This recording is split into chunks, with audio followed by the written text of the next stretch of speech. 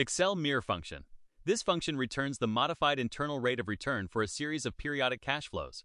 It considers both the cost of borrowing and the return on reinvested cash flows. The syntax is MIRR with three parameters: values, finance_rate, and reinvest_rate.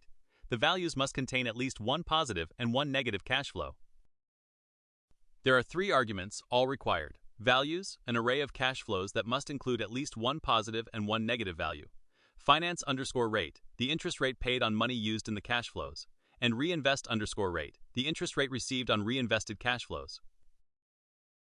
Here's an example. We have an initial investment of negative $100,000, followed by 5 years of returns: $30,000, $25,000, $20,000, $35,000, and $46,000.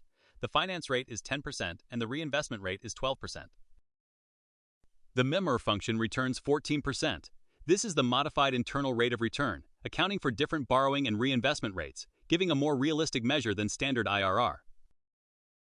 Watch out for common errors. A div0 error occurs when the values array does not contain at least one positive and one negative value. A value error occurs when any argument is non-numeric.